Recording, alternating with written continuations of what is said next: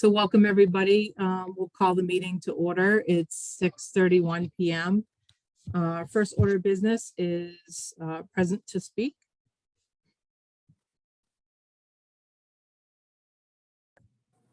I would like to speak. Michelle, Yes. Michelle Christensen, Birch Meadow Lane. I hope that now that the OPM has been selected, that not only this committee, but all subcommittees also move forward and actually get the work done to move this project along. It's frustrating to see that many subcommittees, including this committee in the past, either don't meet or cancel their meetings. This process seems to have taken much longer than it should have to get to this point. I was glad to see the Land Assessment Subcommittee meet on 2/7 and appreciated seeing them working together to try to get themselves grounded to move forward. Our children's health and safety is at risk today, and any future meeting cancellations and arguing is only delaying getting these kids into a more permanent and safer environment. We're still a few years away and at the earliest for this project to be completed. And as a parent, I feel this town has been failing our children for a very long time on multiple fronts. It's time to put the children first and to put the political and personal attacks aside. I look forward to seeing plans move forward. Thank you. thank you, Michelle.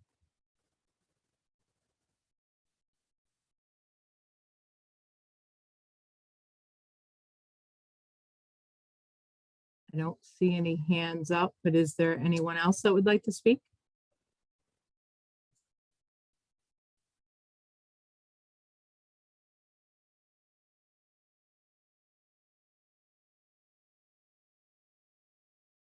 Okay.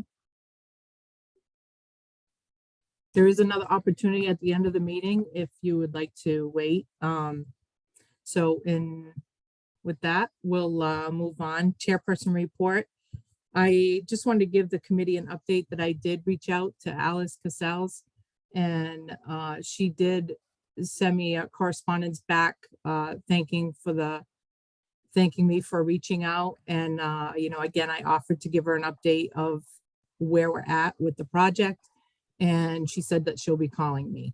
So as soon as her and I have a conversation, I can update the committee on that. Next order of business is the approval of meeting minutes. We have two meeting minutes, one from the January 19th meeting and one from the February 2nd meeting. If there's no objection, I'd like to make a motion or have someone make a motion to approve the SBC meeting minutes of January 19th and February 2nd. Is there a motion on the table, on the floor? So moved. Erica, second. I'll second for discussion. Ralph, thank you. Discussion? The minutes of 2/2. Yep. There are no page numbers, so this gets a little more difficult. And in the future, I'd like to see page numbers, but page 6 in the PDF file, second paragraph, 1, 2, 3, 4, 5th line says on padding agenda item, and that should be adding agenda item. Okay, thank you, Ralph. Any other comments? I Discussion? have no other comments at this time. Any other discussion by the committee members?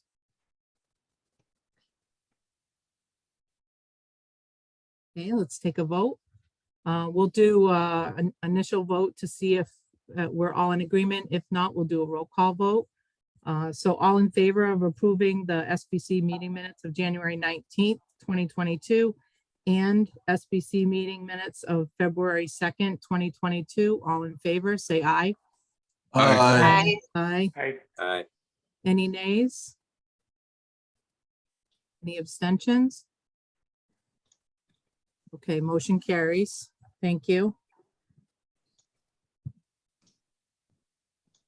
And I apologize, this next item, communications, I already gave the update with Alice Casals. I meant to actually do it under this line item, so I have no additional communications for this line. So we'll just jump to the subcommittee meeting reports.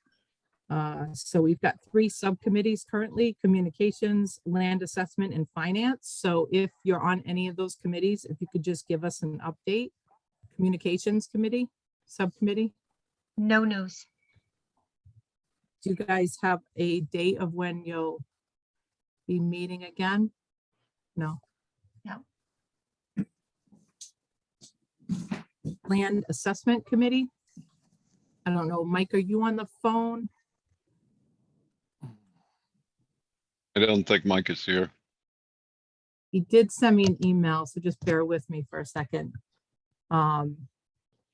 Yeah, so we did meet on February 7th, and we did have our OPM join us and offered quite a bit of helpful feedback.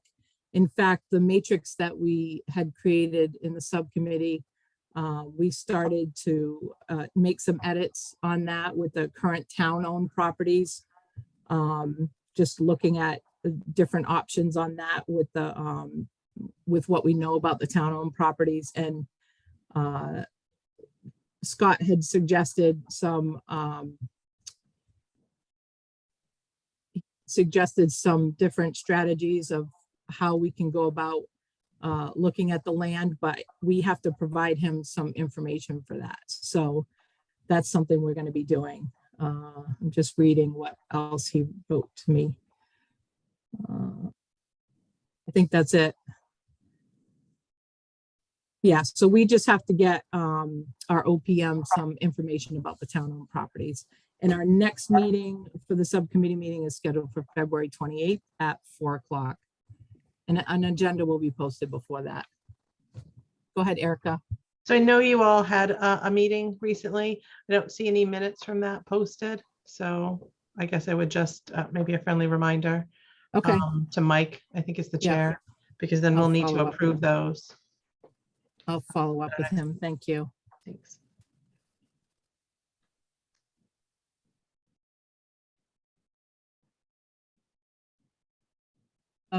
Next subcommittee update, Finance Subcommittee. I don't believe they've met, but No, we have not met yet, Catherine, because we were waiting for the consultant to be on board. okay.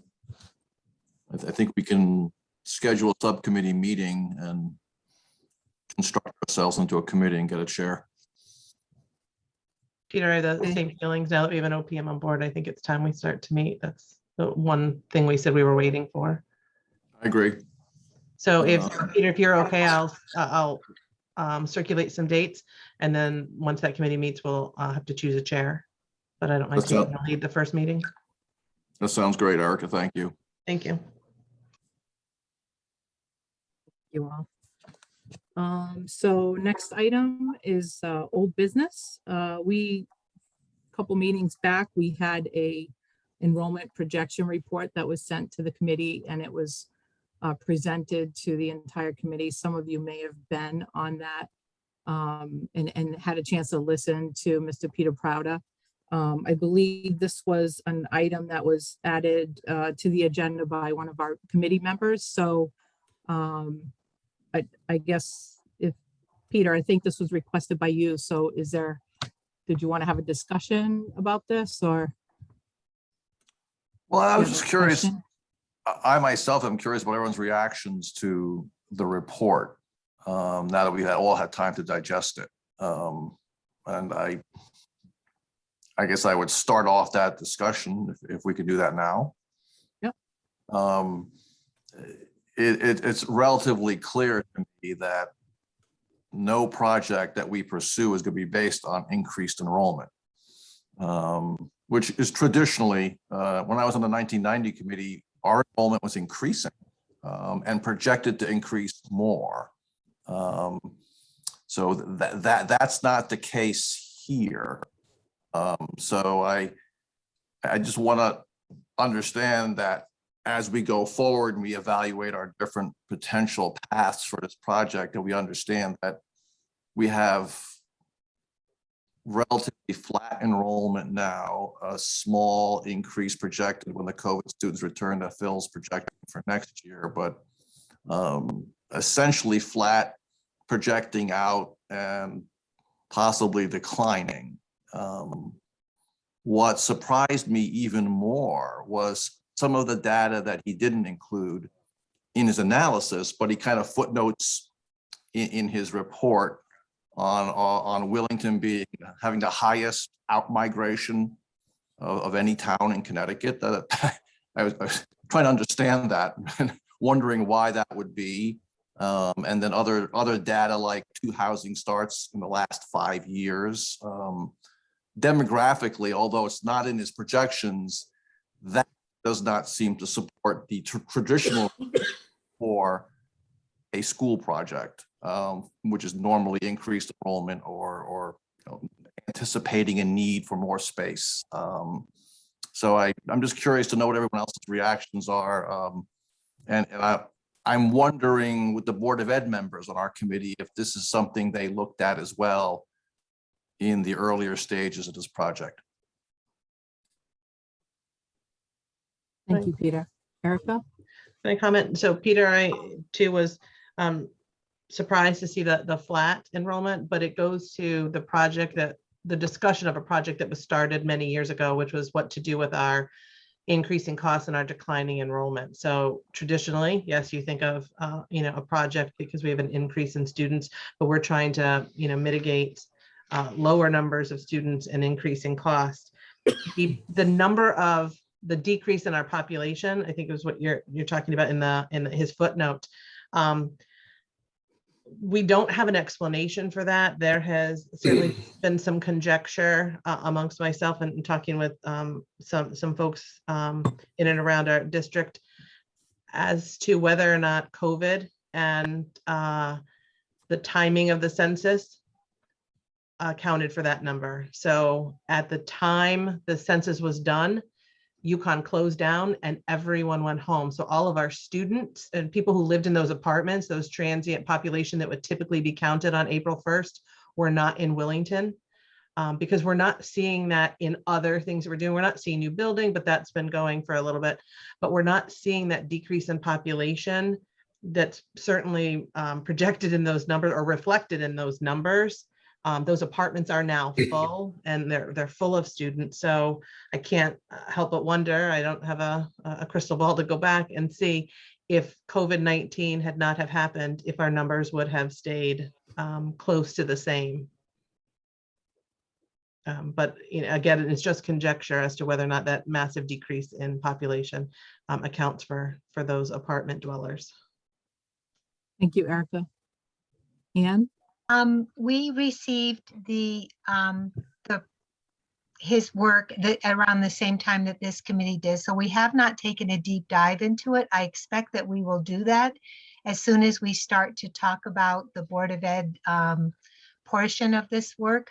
I think another factor for the decreased numbers may have been the lack of our international students who may not have been in the country at the time. So that's one other consideration, but we'll begin, now that we can work with Scott, I think we're going to begin to take some deep dives into that as a board and start talking about our portion of the project too.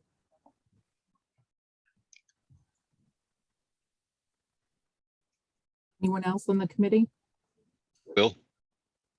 Can we just ask Scott Pellman what his thoughts are on the enrollment study and really the purpose of what that study is used for?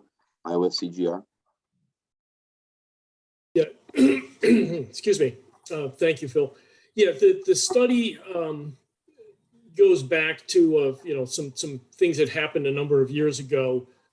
Towns and municipalities used to be able to give their own projections to the state, and there were some discrepancies in that where towns felt housing projects were coming and that they were actually going to see a much larger increase than ever materialized, and the state started building some larger schools that never resulted in seeing the student population attending those schools.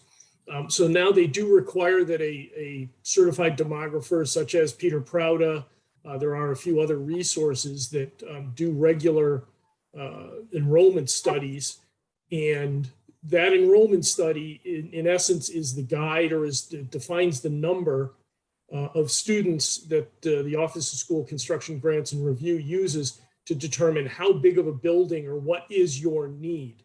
And what they allow you to do is They give you an 8-year window. So you look on your demographic study, and it starts, that first year of that 8-year window starts on the fall after you submit your grant application. So for example, if your grant application is submitted for, by the June 2023 deadline, it would be the 23-24 numbers, or the next 8 years after that, that would be, that would set your maximum reimbursement. And I believe the 23-24 fall, I think that is your highest year at 419, according to Peter Prouda's study. So that would be the number that I would be using at this point to start the evaluations and start discussions with Michelle Dixon and the Office of School Construction Grants and Review in looking at what their participation would be in your final project. Thank you, Scott. Gary? Thanks. So I just wanted to comment on a couple of things. One thing that Peter said, and then just kind of on the demographic study in general. I mean, I think, the idea that we have flat enrollment, that's not, I don't think a surprise necessarily. I think the solutions that we're charged to look at are consolidation solutions. So it's not like we would be expanding our footprint or expanding, the facilities. We're actually looking at consolidating them. So to me, those things match up pretty well. We're definitely not in like, the 80s or, times when Connecticut's population was growing significantly. Unfortunately or not, that's a reality, but I don't think that prevents us, or that's not a reason to, not do what we're charged with doing, which is, making sure that our facilities are in line with modern learning and, satisfactory to the future of Willington and the families that live here. The other thing I would say is the demographics are fairly striking and concerning, I would say, taking on their face. And I know Erica brings up a couple good points of why they might be outliers, but to me, that's even more reason that what we're doing is important here, that, when families or people are looking for places to live, quality schools remain important to them and quality facilities remain important to them. So in order to kind of counteract some of these things, I think that, again, the work that we're doing is important in that way too. And then just one last point. I remember him talking a lot about flexibility of space, and Scott's talked about this as well. So whatever space, whether that's a consolidated school or, new school or combined school or whatever that is, it's important to be flexible because the demographics, are projected for, a good amount of time, but the school is going to last longer than those projections. And who knows what's going to be true in 10, 20, 30 years. So the more flexible we can be in the space, I think, the better off we'll be. So I think others have said that, but thank you. Thank Gary, you, Gary. that's a great point. And I think the one thing we want to do throughout this process is watch those demographics, because in your neighbor, Mansfield, when we were working with them to consolidate their 3 elementary schools into one, they actually saw a spike or an increase in population. And we were able to grab onto that within that 8-year window and incorporate that into the final priority list for the project. And we were able to get them approximately $1.7 million more in funding. The state picked up more money because we identified an area where we saw an increase in student population. So it's something we absolutely have to watch, but you nailed it as far as, the quality of the schools. Certainly, whatever you do, either renovation or a new building, improving the quality of the schools is going to make the town even more attractive for younger families. So whatever the final solution is, we have to absolutely make sure that solution has expansion capabilities. Because once you consolidate, and if you consolidate onto a site that you really then have absolutely no more room to grow the building or the programs, you've worked your way into a box, and we've got to make sure that we avoid that. Thank you, Scott. Peter, any final comments before we leave this item? Yes, if I can add one more thing. Yeah, go ahead. Agree completely with everything that's been said, especially Scott's suggesting to us that we pay careful attention to demographics. So I have a request, Erica.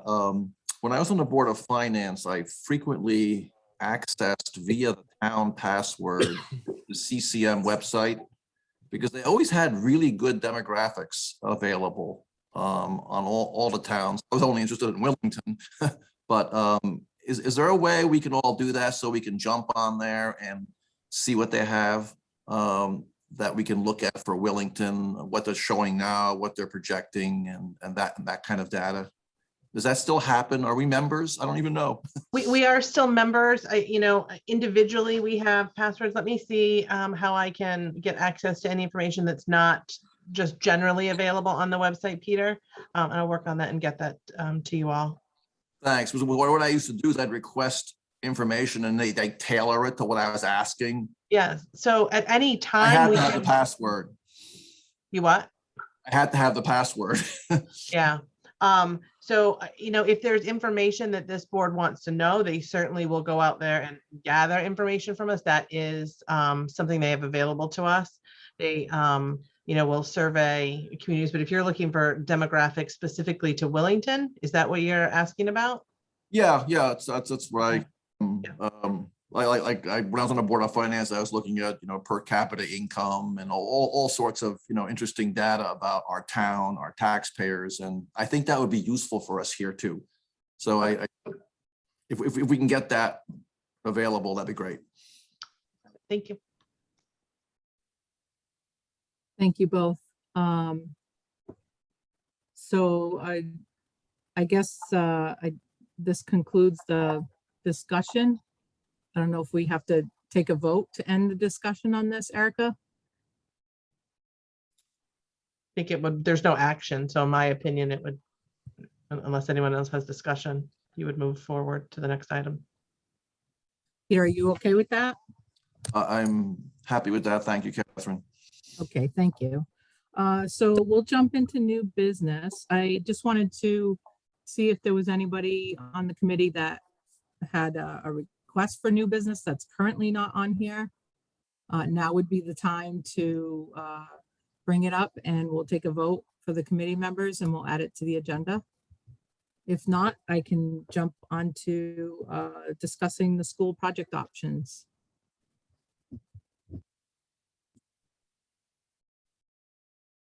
Ralph, I believe this one was yours. Well, I'd certainly like to get the discussion going. Yeah.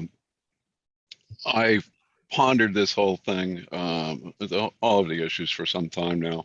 I don't see us being able to consolidate on the center school property. It's just not enough room. I think it's only 8 acres in total. Which brings us to considerations for Hall. And the original Hall School building is a gem, without a doubt. That building is approaching its century mark here soon. As far as the school, the town has had the use of that building essentially for free for the property. I'm not saying that the facilities were free for 70 years or more. I'd like to explore what could be done with that building by isolating the 1922 building from the school, security-wise. Consider it not part of the school project. And let's look at the various additions that have been added to that building over time and see what might be possible to reconfigure those portions of the structure, as well as adding another wing on the south side of that building. There is room between that building and the fields. The site certainly can be considered adequate. We have no idea at this point in time what the other specs are going to demand as far as space. And that's a piece of information that would help that evaluation go a little more smoothly. But I think the legacy of the Hall family needs to be preserved in some fashion. no matter what. Now, some of that is outside of this committee for sure, but to simply toss that building aside and look at a new school exclusively would be wrong. I think we really need to evaluate what is possible with that building. Now, if I could share my screen for a moment. Do you stop the recording? Okay, here we go. All right, coach me here a little bit on sharing my screen. Phil, can you help? Just point me in the right direction. There's a green button at the bottom of the screen, Ralph. If you select that. Got it. Got pick it. the screen you want to share, and then you have to pick share again. There'll Yeah. be another button that says share. So pick your Okay, screen and got then it. another thing. Okay, And share. there you go. Okay, this is an aerial of the whole school property as it sits. I've explored some possibilities. This Ralph, is the, excuse me for a second. Can you remind us what the acreage is on this parcel? Isn't it like sorry? 14? Can you think it's remind? Yeah, I think it's 14.9. I have the number somewhere for sure. yeah. Okay. And there is a town-owned parcel that abuts this. It's infinitesimal compared to this, though.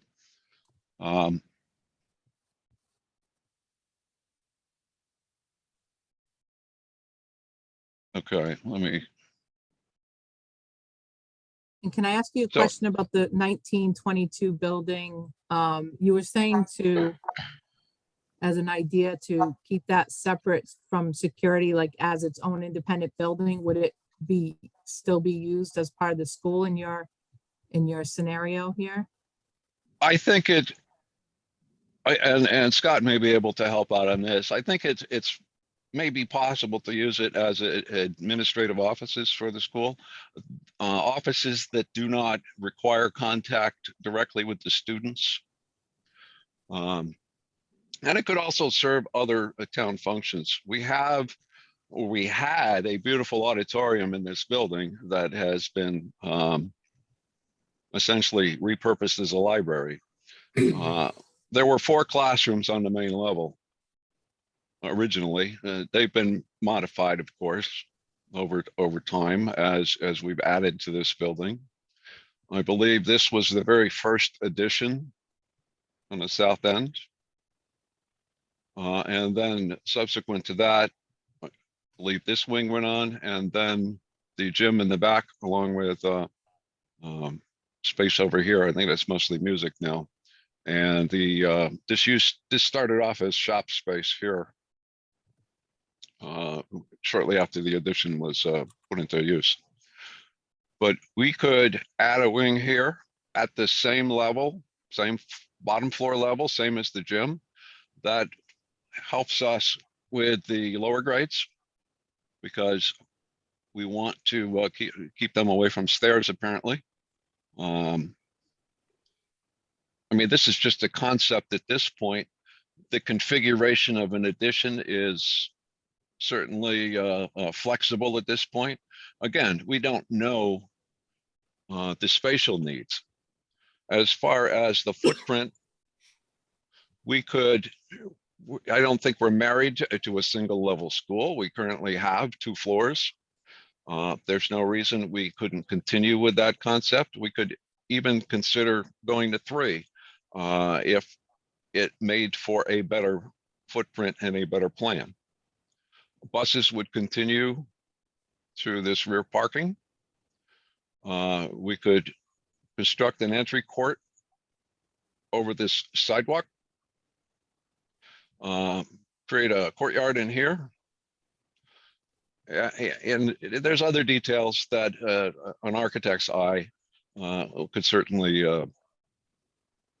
add a lot to this concept. Whether we keep 100% of the current newer portions or demolish portions of it remains to be determined. But the gym itself, I can't see any reason why we couldn't continue to use that with some upgrades. One of the things that has discouraged considering this building was it's always been looked at, particularly in Fryer's report, as a total renovate to new of everything. And realistically, a 1922 building does not renovate as new to today's standards, which is why I'm suggesting we isolate that from the educational facility. That's about what I have to present at this point. I have had some discussions with an architect, a local architect who lives in Willington. He's more than willing to help explore this concept in a little more depth.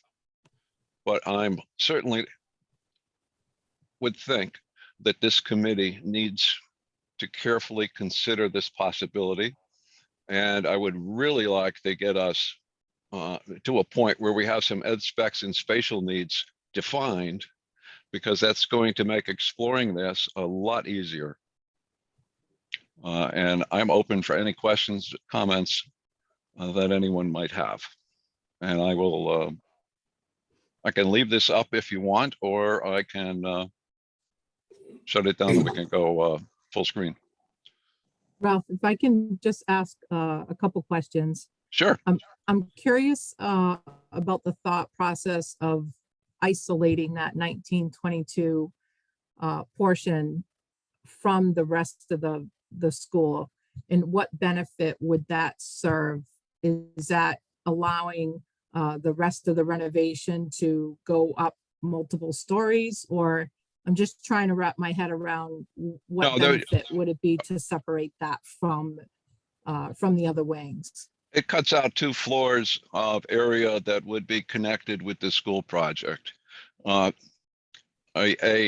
restoration or renovation of that original building would be on the town's dime. We could certainly, I think there's plenty of grant money out there, both at the state level and the federal level, for historic restorations. And that's really what I would like to see happen with this building. The Hall family has been very generous in allowing us to use this building to educate our students for almost a century. And I think to toss it aside and move on to something else elsewhere is just flat out wrong from a both the Hall family legacy and the other plans that are in the works to enhance South Willington Village. It would be contrary to some of the goals of that work. We have a pending grant application in to do some improvements with respect to traffic through the village and sidewalks. Although the sidewalks no longer benefit the school because the kids are no longer allowed to walk to school. But that's not tied into this committee's charge, right? That you're saying that's a completely separate. Which is why I want to isolate it. That's why there's it's physically possible to, from a security standpoint, to isolate that building from the school facility. Okay, and the second comment I was curious about is I believe the current square footage of Hall School is what I think it's the maximum square footage that the state would allow for a consolidated school based on the number of students. So my only thought was that if we maintain the footprint of the current school and then we put this addition on that you're suggesting, Ralph, that might put us over on the square footage that may or may not be reimbursable. That was my only comment. Not if we take out the original 1922 portion. Off of you mean the square footage? If we subtract Correct. that square footage? Okay. Correct. I see. Okay. That's one of the reasons why I want to excise that from any plans we develop, so that it doesn't it affords us the ability to provide the square footage that we need for a new facility and not put us at a disadvantage when it comes to grants. Okay, Ralph, thank you. Were there any Eric? other options, suggestions that you wanted to bring up? I just want to start this as, I want this to be a starting point. I would really like for us to investigate what's possible here and find out what kind of costs we're going to expect and compare that with a new building, a new site cost. Yep, I think it's absolutely. worth pursuing. And this You have might be, many community members with their hands up. Just, I don't know if you can see Yeah. them or not. I Just- can, I just Okay. have one thing to say. This might be a good segue. Ralph, if you're all set with this piece, it'll be a good segue to introduce our OPM who is going to be helping us with all of these, any of the options that we're discussing. And Ralph, Well, it looks like you put a lot of time into preparing this, and it's definitely thinking outside the box, which I think the rest of the committee members appreciate. I mean, I'll speak for myself, but if the rest of the committee members want to further discuss this, we can take some comments, and then we'll jump into Collier's, our OPM, who can help us explore additional options. So I see Erica's hand and I see Gary's hand. We'll go with Erica first. Thank you. So Ralph, this is an interesting concept that you brought us. And so I just have a couple of questions. And then at some point, if Scott could weigh in on his thoughts or responses. So if you're proposing excising this, and in one aspect, you said you saw this being used for offices for the school to utilize, and potentially that auditorium again. To me, those are school uses. So I'm trying to understand No. the benefit of completely separating it from the school when those individuals would need access to the school. Maybe they're not hands-on children, but how would they access it? If we were to isolate it and use it for another purpose, had you given any thought to anything outside of the school and what that would be used for? Sure. We have social services currently on Old Farms, do we not? Or is she down at the senior center Currently at now? the senior center. Okay, we could provide space for that. Okay, so some of my Who questions. do you want to put there? Right, Let's okay, put it so that you're way. thinking town functions. Correct. So some sort of municipal functions. So that goes to my next question, which maybe Scott could weigh in on. That would require additional parking.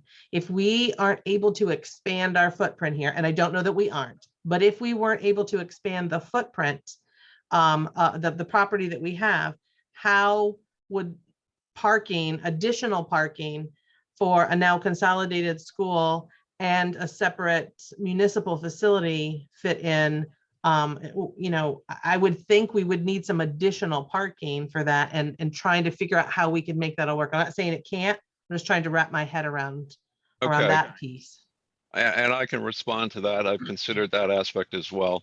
We do have parking across the street, and I think there's opportunities to expand parking. I hesitate to get into it without in a public meeting because I think that it's more of a land eval issue. There are vacant parcels that are not too far away, not necessarily appropriate for parking. But I think there's ways to expand parking. And I'll leave it at that. So is it safe to say you think potential land acquisition might be needed in order to make all of that? Yeah, but not a significant amount. Okay, Yeah. thank you. That's Thank all I you, have for right Erica. now. Thank you, Erica. Gary? Thank you. I wanted to join with Catherine and say thank you to Ralph for doing this work. This is really interesting. I appreciate the work that Ralph put in, and this must have taken a good amount of time. So thank you, Ralph, for that.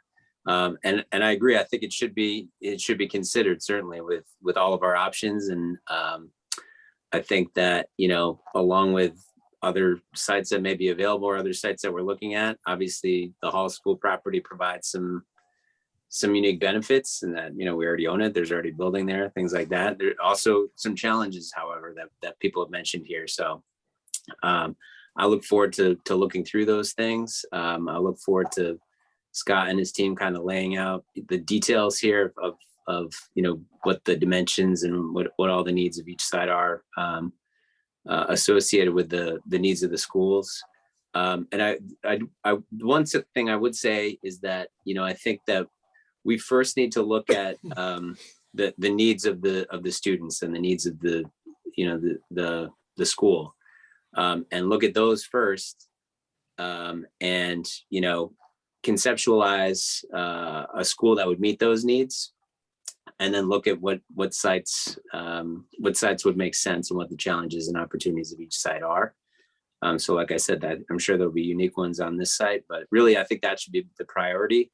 I understand there's all these issues at hand here of who owns the land, and certainly the Hall Foundation over time has been fantastic for the town. I think those things will become important discussions, but I don't think that we should start there. I think we should look at the community needs in terms of the school first, and then those things may turn the tide one way or another when we get that far. But again, thank you, Ralph, for putting in the time here, and look forward to hearing from Scott as well. Well, I don't disagree with anything Thank you, you've said. Gary. Thank you, Gary. Gary, I don't disagree with anything you've said. I think that you're correct. We need to understand what the ed specs will drive as far as spatial needs, and then work with that data to either consider some options for this property or ultimately decide on another property. I don't think that we can, as part of our charge is to determine what to do with the two buildings and to consider a use for those buildings. I'm trying to continue the Hall family legacy by continuing to use this property for educational purposes for our students in town. And I hope that everyone is amenable to at least giving it serious consideration. Thank you, Ralph. Well, we are just getting started with discovering or looking at different options, as you know. So, and as maybe most of the people on the call know, that we just hired a owner's project manager to help us look at land, existing properties, our existing schools, whatever land options are out there. So we're just getting started in this process, and no decisions have been made on which option we will end up going with. There's definitely a lot of work to do. There's a lot of layers to go through, and we're gonna do that with our owner's project manager's guidance. So with that said, why don't we go to the next? Oh, sorry, Peter, go ahead. I did want to ask a couple of questions on this if I can, or are we out of time?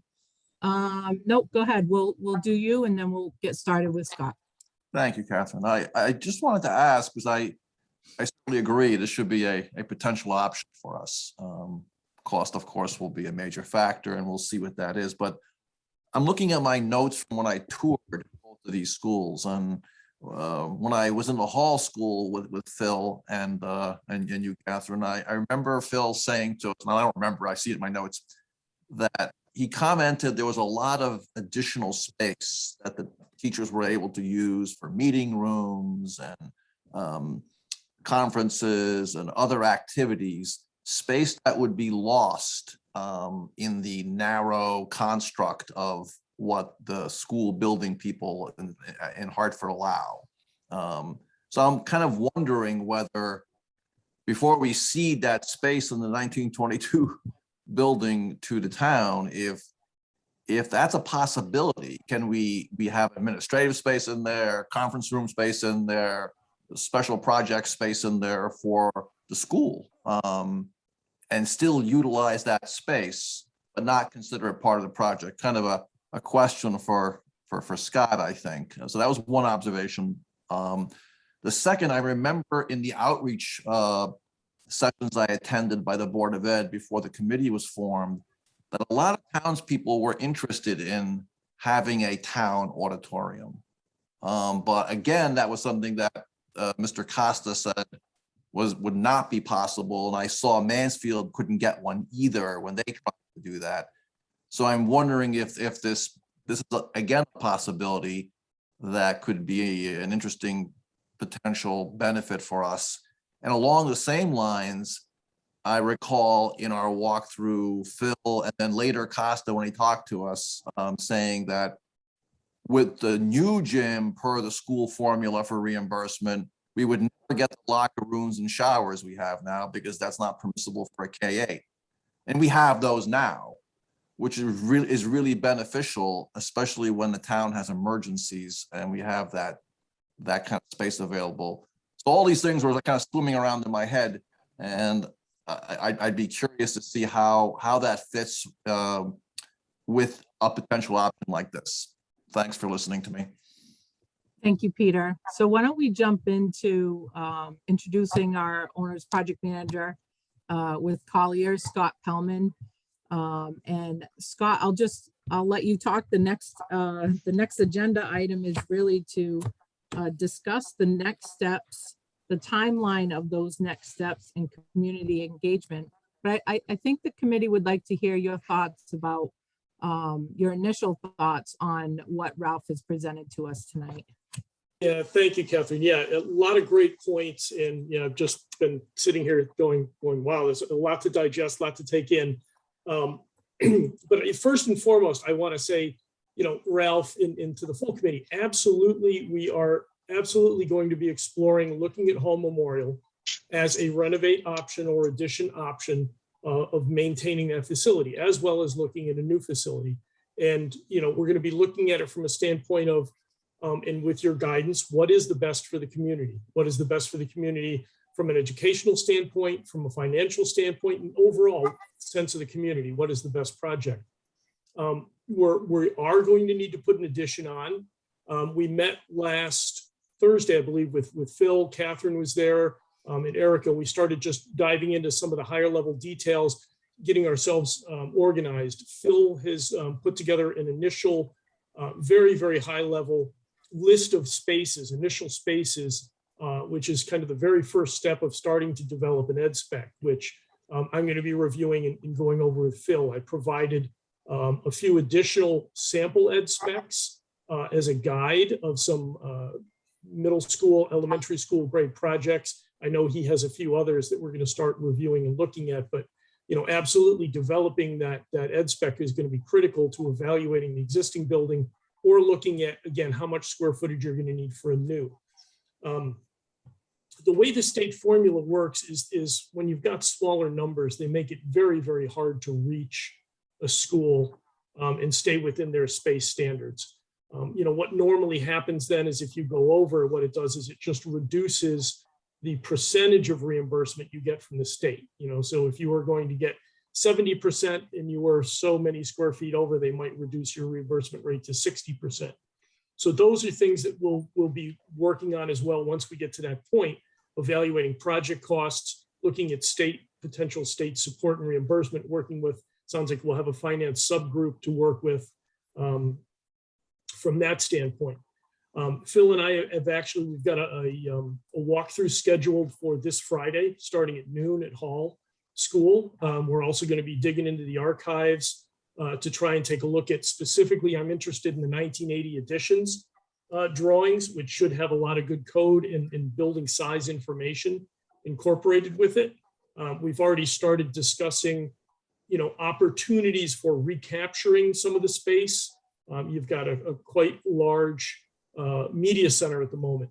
And again, I think as we briefly discussed with the committee in my first introductory meeting, and I think as, I'm not sure if it was Gary or maybe it was Peter pointed out that, yes, there are code provisions or requirements that our youngest students, our pre-K through grade 1, have to be on the level of exit discharge, meaning they can't have to traverse a stair in an emergency or a fire because they could get overwhelmed, overcome by larger students just running over them. So spaces such as your media center have to be on the level of exit discharge, on a main level, so they can go directly out to grade. Your nurse, your main office.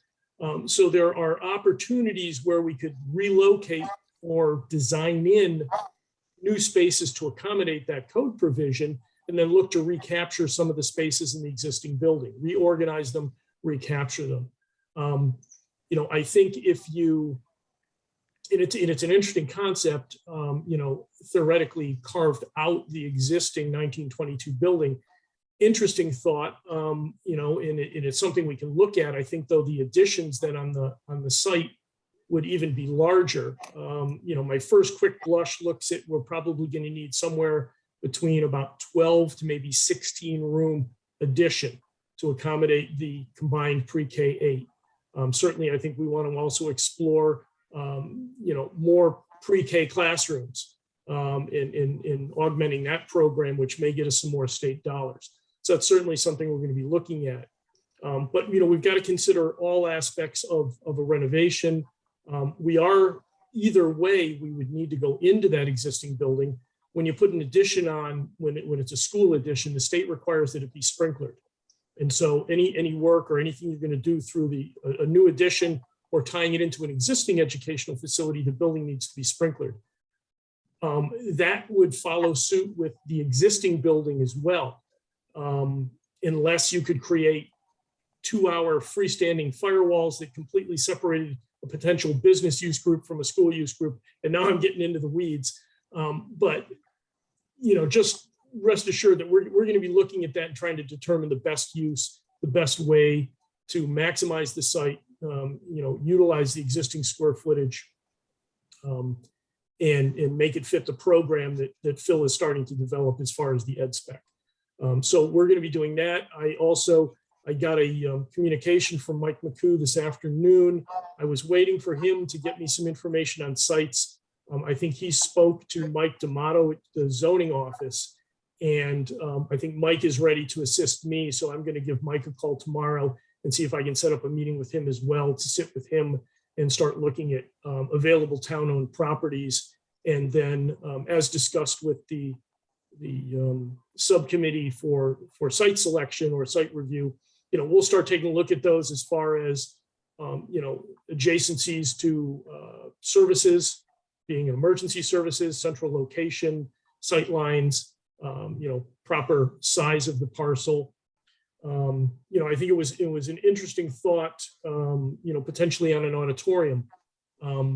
That's something you can look at. What I would probably suggest there is that in auditorium, they're fairly large spaces, and especially if you're a sole community, what you could do is look for, again, it may be getting a little bit tight in the existing Hall Memorial site, but you could include an auditorium as an alternate to a project and potentially not fund that alternate through the state of Connecticut if they weren't going to fund it anyway.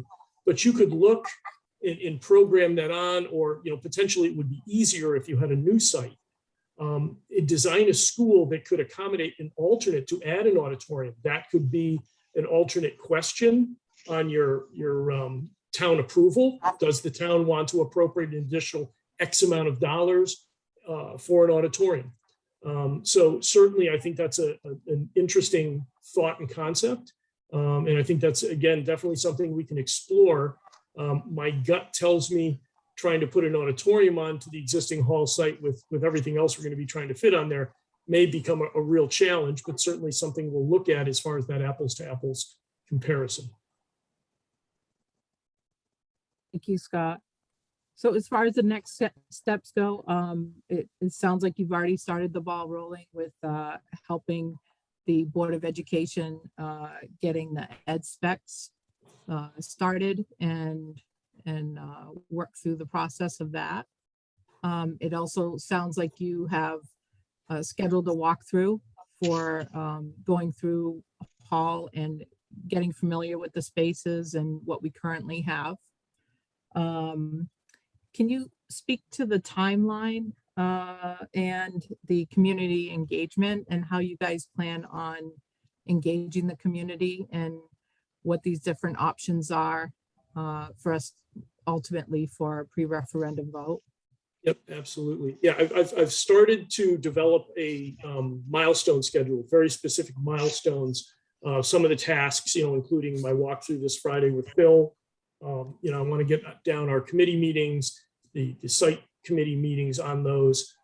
I think my goal personally is before the end of March, I would like to, at a very high level, have a concept or thought developed, at least initially, that we, along with a very high level draft ed spec, and potentially a new site identified or sites, where at that point we could sit down with the state of Connecticut and have a conversation and say, we have two options on the table. See if they would support either option, which then allows us to take those options to the community. If they would only approve one option, I would like to know that before we go out to the community and have that first community meeting, because I think those, having that knowledge is going to be critical to having meaningful discussions with the community about which way we want to proceed. You don't have to proceed with state money. Certainly that's going to be a big factor in a big issue as far as making these projects affordable. But I think we really need to know that before we meet with the town, present the options then. So have our discussion with the state, have our high level options, ed spec come in and say, these are the things that we're thinking about, and this is what the state has said is that they'll support, and then open it up for questions and their comments and just listen and get that feedback. And then from that standpoint, then we'll continue to have those meetings. I've also started looking at and putting together some high level macro schedules of how we can get a project pulled forward, both a renovation schedule and a new construction schedule. Certainly, new construction would be quicker, would be less impactful to the existing students because they wouldn't be affected by construction. Specifically, it would be the Kids at Home Memorial, but also looking at a schedule, very high level schedule for what renovations would be. And I think, hopefully by the next building committee meeting, I'd like to present those once we have a little bit of a better understanding about what some of our options are, but then really start looking at that timeline of when we can, start having those discussions with the community, when we anticipate getting a grant application in. I think right now, looking at the schedule, I think our recommendation is going to be submitting for a grant sometime prior to June of 2023, which would get your project funding by July of 2024, and hopefully have a project ready, either renovation or new construction project, as soon as funding is approved, ready to commence right after that July 1st, 2024 funding. Again, assuming that we select a project that has state funding associated with it. Scott, thank you. So when you mentioned that we don't have to go to state, we don't have to go to the state for the funding, wouldn't that require the townspeople to put up more money if we don't go to state funding? Yes, it would. Yeah, you'd be doing the full boat. Again, I'm not recommending that. Certainly, I understand the state funding is critical to this project. It's not required. It's certainly something that the town could consider depending on the feedback we get from the state. But I think it's critical that we know that if the state absolutely says we will not support renovating the existing building, it's critical that we know that before we present projects to the community. And then we can present a potential renovation project to the community that doesn't have state funding, and it may not, as Ralph had stated, may not be a renovate as new. We can also ask the state if they would just support an addition. So there are multiple options there, but I think it's important that we understand their level of support before we open everything up to the full public. Absolutely. So Scott, in addition to our community engagement with having public to speak here and the communications that we'll be sending out through like the Willington Wire and a website, I know you mentioned during your interview that one of the ways that you would help engage the community would be to help create a website or a Facebook page, something like that. Can you speak to that and some of the other ways that you intend to engage the community? Yeah, well, I mean, certainly Facebook is a wonderful method to do. And again, you can keep that, we'll have to just have someone assigned to maintaining that website and posting updated information. It's a great way to get consistent messages out, so everybody's hearing the same response to, individual questions. We have, again, we've had public meetings in person where we do PowerPoint presentations.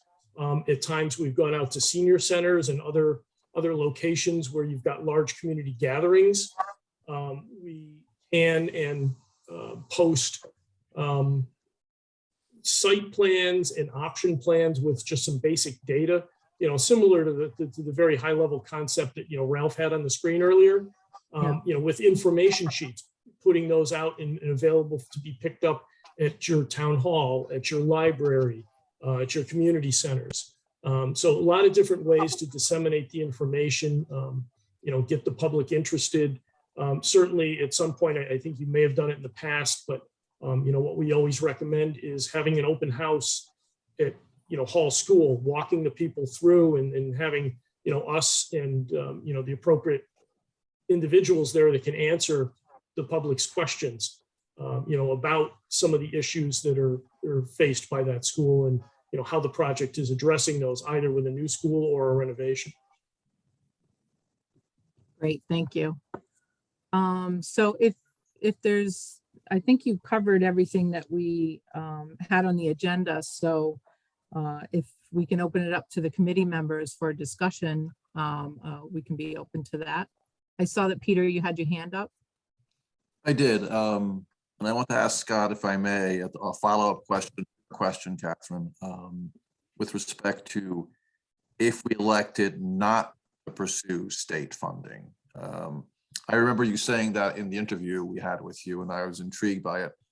Is it possible in a given scenario, depending on what our ed specs are, that we would come up with something that is desirable to us, but may not necessarily match everything the state expects when they grant reimbursement? And is there like a net effect where we could actually, by not pursuing a state design, but our own, reduce our costs in a potential project? Or can that give advantages, particularly if you, as Ralph suggested earlier, pull in other sources of funding that aren't necessarily the state of Connecticut? Well, the state of Connecticut's not designing your building. They have guidelines for spaces and requirements for different age groups and configurations of then which they will support. But certainly they're not designing your building. Right. So I don't want to think that they are. And in fact, again, there is up to a point where they will allow you to design a building that's larger than their space standard recommends or would dictate. And again, what that would do is that would reduce your funding from the state. They'll only allow you to go so far with that. And again, that's one of those meaningful conversations that we need to have to say, how far can we push things? Certainly, again, with smaller student populations and buildings, it's a little bit harder to achieve that, getting as close as you can to that space standard, because you have large spaces like a gymnasium. You could have, 800 students utilizing a single, full court gymnasium, and you could have 400. The gymnasium itself, full court, doesn't change, but its proportion, its percentage of size to the school population is dramatically different. And so, it's unfortunately, I don't want to use the word penalized, but, there are disadvantages of being a smaller district that we're going to have to work through. Thank you, Scott. Justin, do you have any feedback, or Gary? I do. Brianna's got her hand up though. Oh, I'm sorry. Go ahead, Brianna. Thank you. Hi, thanks. Scott, can I ask you some things about the level of exit discharge for our younger students? can there be some steps, any steps, 0 steps?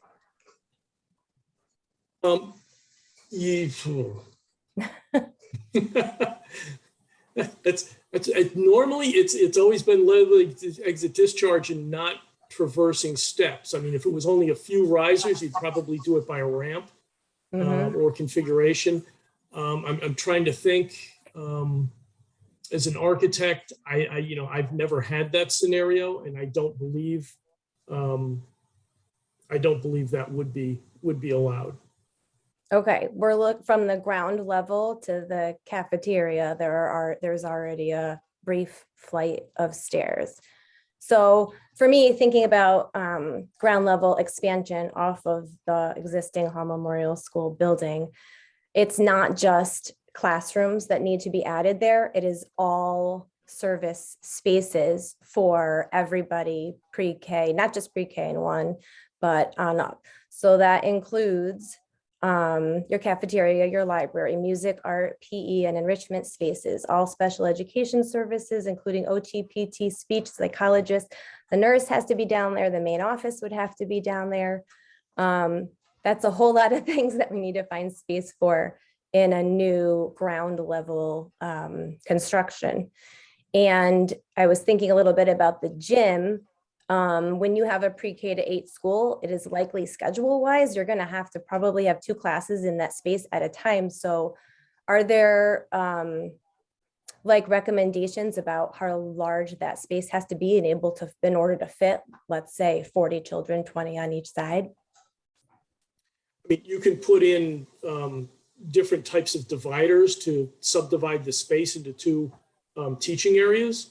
Certainly from a scheduling standpoint, I can't comment on that. That's something for Phil and his administrators to look at. But depending on how many class sizes they have in that area, but there are ways to subdivide the spaces. Typically we do see multiple classes going on in pre-K through 8 gymnasiums. A lot of times it used to be the movable wall. Now they have drop-down curtains that roll down and come back up. Acoustically, they're not quite as good, but from a safety standpoint, they're a lot better. Okay, so I just wanted to go ahead. Yeah, you're absolutely right. Again, that is one of the major considerations of converting that building is, as I stated, addressing the needs of the most fragile, our pre-K to 1 grade students. Thank you. I'm thinking if we move all of those things down to a new ground floor, that's a lot of empty space upstairs. That would be 2nd through 8th grade use. Correct. Right? But if you can recapture that as needed classrooms, again, you're absolutely right. We're going to have to also look at how the building configures itself for the different grade levels. The optimum is to have groupings of grades per floor or area. So certainly we want to look at educational organization as part of this. Not just can we fit the kids in, but does it work as a school? Depending on if you get into the higher grades, is there opportunities for teaming? If you decided to go that route, or maybe educationally you already are in some certain instances. So there's a lot of aspects and considerations we've got to look at. It's not just a matter of can we fit everybody in the box, but does the box work? Right. Okay. Thanks for clarifying that. I was wondering. Thank you, Brianna. So Erica, I see your hand up. It's kind of blending in with the yellow background. So I apologize. I didn't see it. So go ahead. Change my hand color. I have a question, Scott. Thank you so much. It sounds like you've done a lot of work already in the short time we've had you on board, and so I appreciate that. I heard you say you're looking at a by June 2023 application to the state, and again, that's if we don't somehow decide that we don't need the state funding. So a referendum would have to be held sometime between now and that application date to commit to funding. As I put on my budget season hat, we are planning for that fiscal year that would encompass all that time. Do you see that referendum happening anytime between now and July 1 of this year? Or is it more likely I would think, but I'm curious from your standpoint, is it more likely to happen July 1 moving forward to that June 2023? And again, I'm asking, so as we're looking at a budget standpoint, we could begin to prepare for a potential additional referendum. Right. Yeah, I mean, again, my experience, my gut tells me that at best, it's probably fall of this year at the earliest. Again, I mean, this is one of, if not the largest project that the town is going to undertake probably in the next 30, 40 years. So we've got to make sure that, you know, we do our diligence, but that we also give a chance to, you know, really inform the voting public, get their input, look at all the financial implications of combining a school, you know, not only, again, overall initial costs, but long-term operating costs, staffing, you know, what are those differences between potentially our two different options? You know, and all that's going to play into the final decision. And I just don't see success with a town meeting and public approval trying to force it through too quickly. I think, you know, at best case, it would be good if we had a fall referendum. And again, I'm looking at some schedules of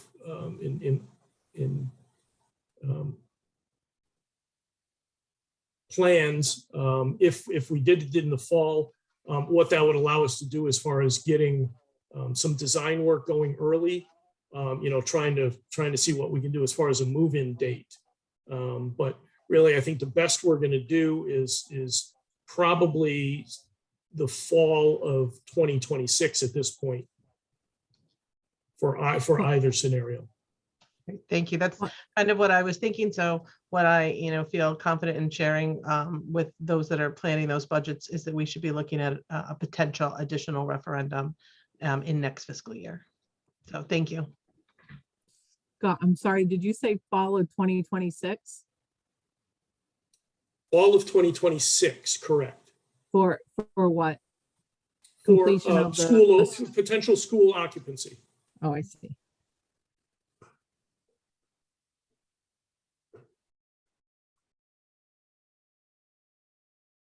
Okay, additional discussion. I'll go back to Justin. Yeah, so I just had a question thinking long-term with what's happened to the roofs at our schools. If we did something like put the auditorium on, like you're saying, or we did something unorthodox where the town isn't, or not, sorry, not the town, the state isn't gonna pay for part of the school, which whatever we do, 10, 20, 30 years from now, obviously things can change, but does that affect anything? Like if we had another issue with our roof or something else that happens with what the state will reimburse us for if it's not under the guidelines of the school that we are looking at? Justin, are you thinking of a specific school like Hall or Center?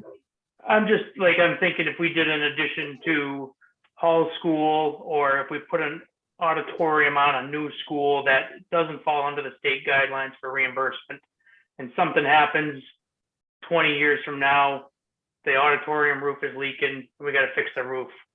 Would the state cover this, or would it be on the town to deal with? Well, the current projects that were proposed, the current roofing projects that were proposed, the state was willing to pay their percentage for re-roofing Hall Memorial, even though by space standard, you're over in square footage. But that doesn't take into effect for a re-roof job. So they will pay, at least at the moment, that is the understanding. Now things constantly are changing, but that is the current understanding. Now, if you put on a building addition, let's just say the auditorium, if you build a brand new auditorium that you paid for on your own dime that they didn't support, I would anticipate that they would not pay to re-roof that portion of the building in the future. Again, I can't speak for the state, but working with them for the past 35 years, I think that's probably a safe assumption. Thank you. Thank you. I think I saw Phil. Did you have your hand up? No. Gary had to leave. Does anybody else have their hand up to ask Scott any questions? Ann? And you're muted. Back to Peter's description of renovating Hall School. I was just thinking about if we did that isolation of the 1922 portion of the building, would the state consider that? I'm wondering if, and that would be a Scott question. I'm sorry, I don't understand. What do you mean when the state consider it? For reimbursement. I mean, would you think the state would support us in doing that in terms of getting reimbursement for the project? If we were to, isolate that part of the building, but it's still connected to the school? Well, again, I think depending on a mixed use in all, I think from a code standpoint, it would need to be a completely separate building. And because they are conjoined, again, from a code standpoint, sprinklers, other things, my gut tells me you don't have a freestanding 2-hour fire separation between the 1922 building and the other buildings. So structurally, that option might impose some things that the existing building just couldn't provide. Depending on if it was a different use group or not. So, I mean, because it is physically attached to the school, there are code requirements where you would have to have a separation if it was a different use group. Okay. But that's something when we set up the meeting with the OSCGR, if we're going to present this as an option to them, that's the kind of feedback we would get from them, right? We could but ask with, that question. again, with that option in an addition, you're probably looking at then another, I don't clearly have an understanding of how big that building is, but let's just say it's probably maybe 24,000 square feet. So you'd be talking about another 24,000 square feet of addition. So putting a lot more pressure on that site than currently exists to maintain a building that then would have a different use group, potentially generate more traffic, more parking issues. Again, it's a very interesting thought, and I don't want to discount that. But I think, if you had 30 acres, absolutely. Or we might be saying, save that existing building and make it town offices and build a new building over in the corner. Unfortunately, that site just doesn't afford us that opportunity. Okay, thank you. Thank you, Scott. Brianna? I think I remember Mike McCoo saying that if the buildings are touching, then the office space or whatever the original building was used for would have to be up to all the same codes as whatever was new or renovated or added on.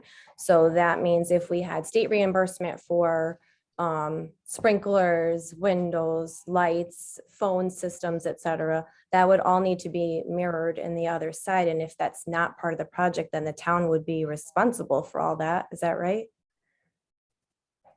I think that's what. I mean, you wouldn't have to put in phone systems or other things, but it would be you would at least have to provide building separation. And again, when you're talking about different building uses, you're required in certain instances to have firewalls so one building can be completely engulfed in fire, and the adjacent building, which may be a different use group, is protected for a period of time, and firewalls can range from anywhere from 1 to 4 hours. Typically, in this case, it would be a 2-hour firewall. But it's doubtful that the existing construction between those, all the 1980 edition and the 1950 edition to the 1922 building would allow that to be achieved easily. I'm not saying it can't be done, but if it could be quite disruptive and expensive. Thank you.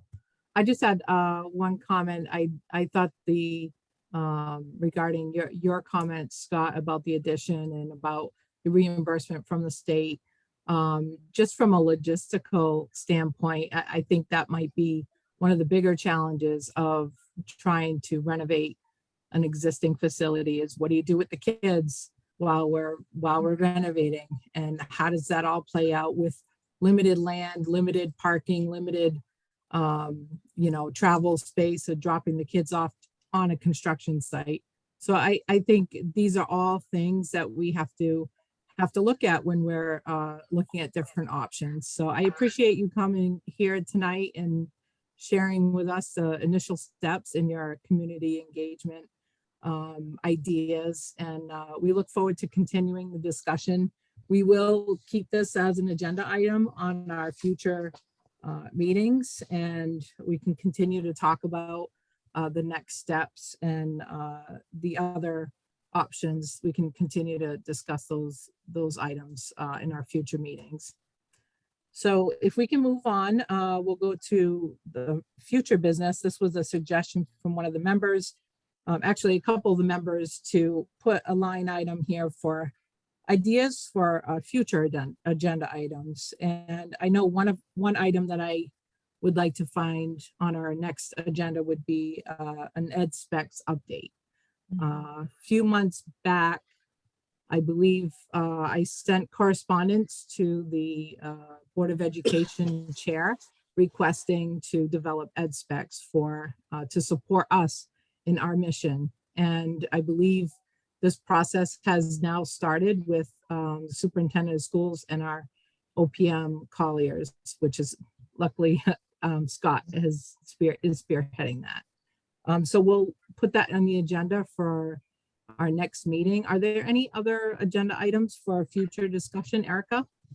Not too much an agenda item, but maybe for Scott, as you move towards presenting us with a timeline, I know there's certainly lots of interest from our community in which direction we go. We've noticed their projects in two neighboring towns, right? So we saw a project at Birch Grove in Tolland, and then Mansfield's project. So I think as we present, as you present a project and we present to the community a potential project that could get us into a potential new space in 2026, we're going to have questions from our community as to look at what they just did in Tolland. And in 18 months, they were able to move forward. So if there's a way we can, address some of those concerns, that was a very different project than we're looking at. Mansfield project may seem faster, and just how we can address those concerns when our residents say, and this may be a bigger picture, not necessarily the next agenda, but how we can address why ours is moving at this pace and why we may have seen some other special kind of projects moving at a very different pace. And I'm really thinking Tolland, Mansfield, chose a direction and a single space where they didn't need swing space. But if we can address the issue to why Willington is going to move at the pace we are and not the same pace as, say, the very, very different crumbling foundation situation in Tolland, where time was absolutely of the essence. Yeah, and really it's the timelines I'm looking at the moment are centered around state reimbursement and funding approvals. And that's really kind of driving the timeline. And again, we can get a shovel-ready project up to the point where we get funding approval, but it's going to be that funding approval. You're going to want to have that funding approval before you sign a multi-million-dollar contract to start a project. So absolutely, we can address that in the macro schedules. Yep. Thank you. Yeah, I'm a fan, say we do need to do it right, not fast, but our community may see it as a slower pace and just helping that conversation. So thank you. Thank you, Erica. Thank you, Scott. Any other committee members have items to be put on the agenda? Is that a hand, Peter? Okay, you just have to unmute.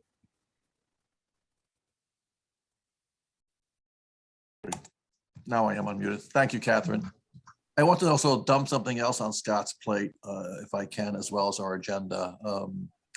I'm pleased that he's on board with us because he was also assisting us with the town roof projects for these buildings. And he had mentioned in the interview, or you did, Scott, that we kind of left the community hanging on that issue, and we needed to kind of circle back. So I'm thinking it would be useful, particularly with public engagement, that in addition to our twin track of a new school and a new site versus the interesting reconfiguration idea Ralph shared with us tonight, that we also have that third alternative, lest neither of those proceed, that we can say to the community, but then this is what we would do with roofs and possibly HVAC, which seemed to be the most glaring deficiency in our buildings when I toured both of them.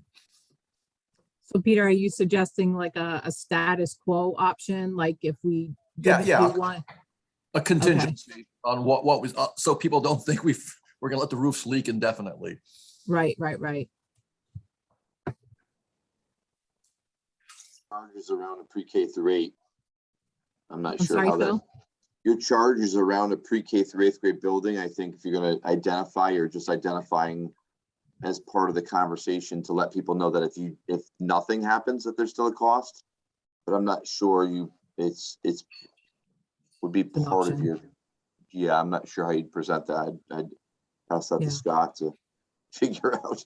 If some of our charge bill is, one of the items is what to do with the existing buildings, I think the underlying issue of the roofs is certainly something that we talk about in our scope. If one or both of those were to be abandoned.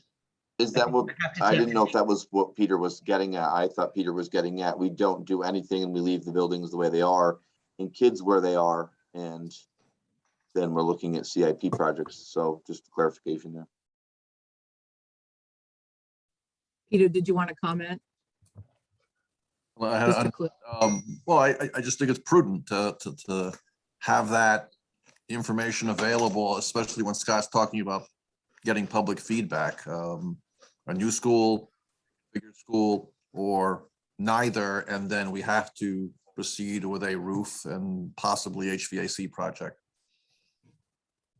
Yeah, and Just I think if I, it just makes sense to me. yeah, and I think what the we're trying to understand if you're thinking of that as an option, or if you're just saying, okay, here's an option to look at, here's an option to look at. If we go with one option, how does that impact the existing schools? Or are you just trying to address the fact that we need to tell the town, this is what we're doing, and here's what we're doing at Center, here's what we're doing at Hall, depending on how it goes? You're not thinking of another option, are you? Or are you? I suppose I don't like the idea of saying new, reconfigured, and nothing. Saying nothing doesn't make sense to me. Right. I suppose it's conceivable the town would not proceed for whatever reason in a new or reconfigured direction, but I just think it should be an option to say if they don't, this is what the course would be. Phil, did you have your hand up? Sorry. I did, and I would say, just to Peter's thought, I would say, I agree it should not be an option because it's not part of your charge, but Right. it should definitely be identified to say that if you do nothing, there's a long list of capital improvement projects. And it's not like you're not doing anything. I guess I just wanted to clarify that point. The other two things that, Catherine, I want to share. I know you said you wanted an update next on the next agenda for ed specs. The Board of Ed will not meet before your next meeting. Okay. And just to share that, I don't feel comfortable sharing something with the SBC prior to sharing anything with the Board of Education in a public Okay. meeting. So if there is an update, it would be very quick, and that, something that we're working on, just an FYI to you. And then my other next agenda item or future agenda items, I'd like to hear from Scott, just to hear if he says, hey, if we're making a priority list of what we need to address first, what are those things? Because obviously for me, I can prioritize my work around those specific tasks. Before we go to Scott, can we jump to Brianna? It looks like she has her hand up. I was just gonna respond to what Peter was saying. I think there is some benefit to telling people why the HVAC, and we had a flood recently at Center, so there are some things that need to be handled there. Townspeople who are able to attend these meetings here and other meetings in town have a better handle on where we are with those two facilities and what issues we're facing, like the roofs, for example.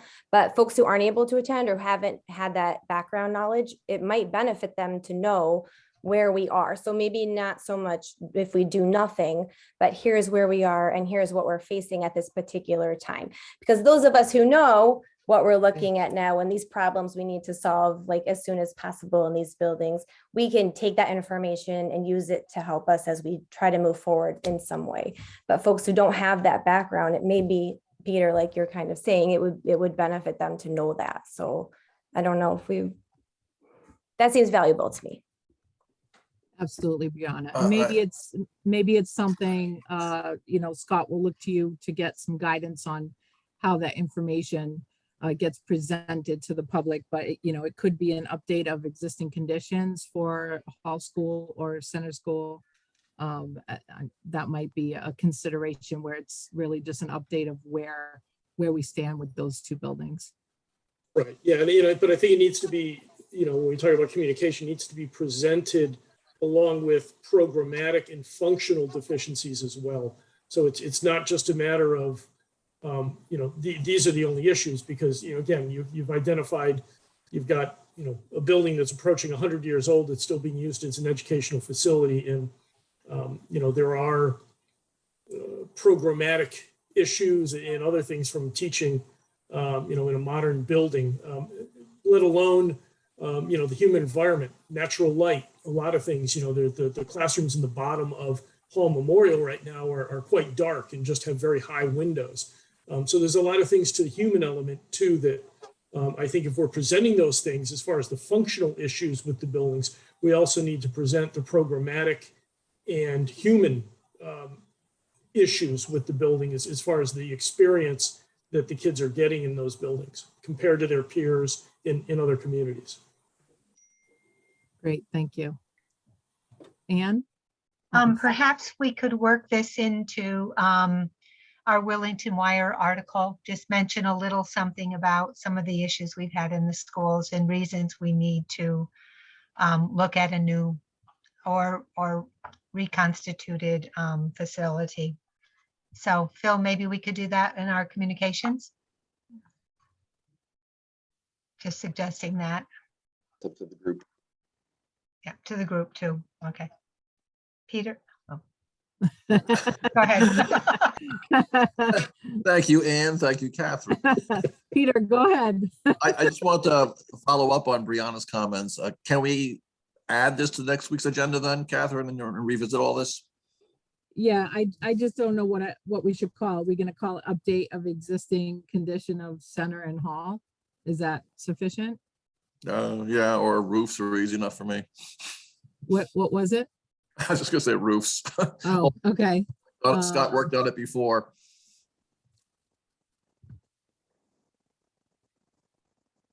And I think it's a genuine concern on the part of the Yeah, town. absolutely. Okay.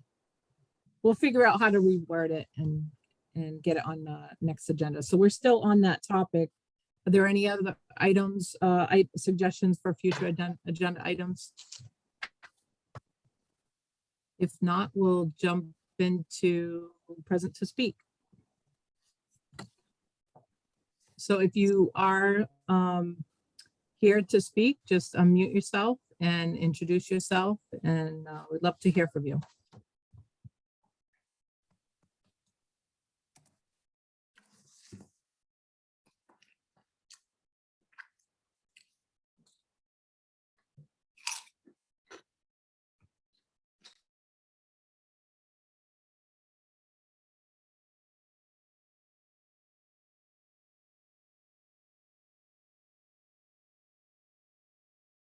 Okay, present to speak. Give another minute.